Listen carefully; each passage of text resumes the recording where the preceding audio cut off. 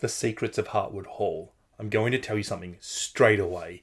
If The Secrets of Hartwood Hall wasn't a good book, I wouldn't be reviewing it. This video, it wouldn't exist. But you don't actually want to know if this book is good. Rather, you want to know why The Secrets of Hartwood Hall is a good book. And most importantly, are you the audience at which this book is aimed? The debut novel from Katie Lumsden. You may know her better by her fantastic booktube channel, Books and Things. Katie is a booktuber who I really enjoy watching and following, whose every interaction I've had with has been positive, who is clearly just a lovely human being and I only wish success upon. So yeah, if I didn't like this book, I wouldn't have bothered reviewing it. I wouldn't have told you I didn't like it. I really enjoyed the ride that this book was. It is a great book that delivers exactly what it intends. Simply put, Katie is a talented writer and this book is a demonstration of that. So what exactly is this book? Well, it's a gothic feminist historical fiction with a mystery and a supernatural ambience. It has both a strong plot with a bit of just about everything in it and a strong set of characters from different classes. If anything, the plot is probably slightly stronger of the two, but that's not to the detriment of the characters. It isn't, and nor is it intended to be, a particularly literary novel. It's not that it isn't literary though, it's that storytelling is the most important aspect of this book, and it is a really engaging story. However, the most impressive aspect of this is Katie's writing. She can instill a feeling, an atmosphere, an emotion with what feels like an effortless turn of phrase. Katie is clearly an author with the ability to write anything she wants. Set in 1852, Margaret Lennox's husband has recently passed away and she hasn't been provided for with money to live upon. Margaret needs to take a position straight away, and what job can a lady take?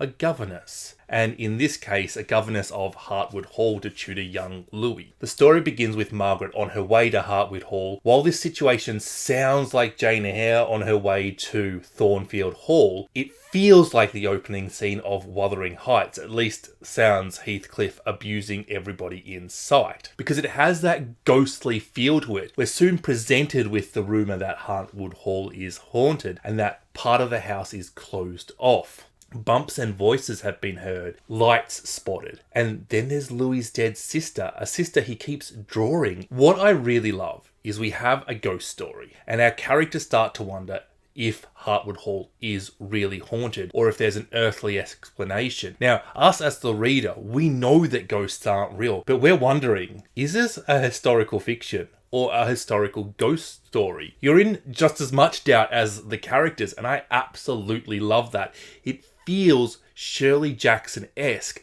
Are we ever going to slip outside of the real world into a ghost world or not? And to be completely meta about this, you know that the mystery is going to be more important to the author, to Katie, than the genre or trivial things about whether ghosts exist or not in the world.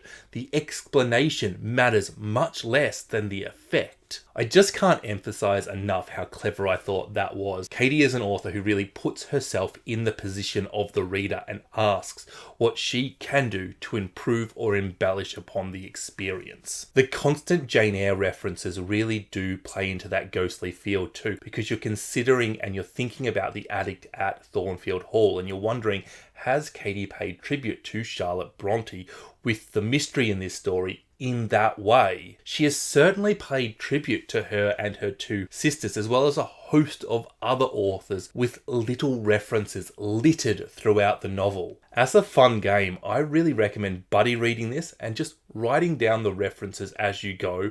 And once you get to your check-in with your buddy, just compare lists. This book is really centering women. There are very few men, and one of them is dead, another is a child. And because this book is centering women, and women from different backgrounds, different circumstances, places in life, classes, with different wants and desires, all it needs to do is faithfully portray them and their circumstances, show the challenges they face, the obstacles in their life, and once it is done, it has no option but to be feminist, and that is exactly what this book has done. What I think is even more wonderful is that this book is clearly inspired by, or maybe it's actually more accurate to say that it is a love letter to, the Bronte sisters. And it is doing exactly that proto-feminist thing that the Brontes were doing, and in a very similar way, centering women who are trapped by the roles that society demands of them. And if, for example, Katie's next book is to be similar but focused on Dickens, you might expect it to then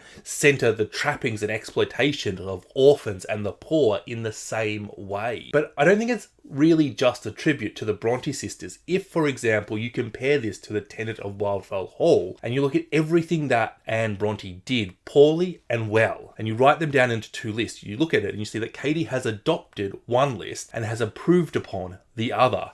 You cannot tell me that The Secrets of Hartwood Hall is not a more satisfying novel than The Tenants of Wildfell Hall. There are shades of Sarah Waters and Natasha Pulley. This is a great book for fans of Emma Donoghue or Nell Stevens. And of course, for Bronte fans, a fantastic example of well-balanced historical fiction writing. Something that both satisfies and indulges, that keeps you enthralled and guessing until the very end. If you would like to hear what my wife Nell has to say about The Secrets of Hartwood Hall, click here, and while you're at it, check out her channel. Bye bye.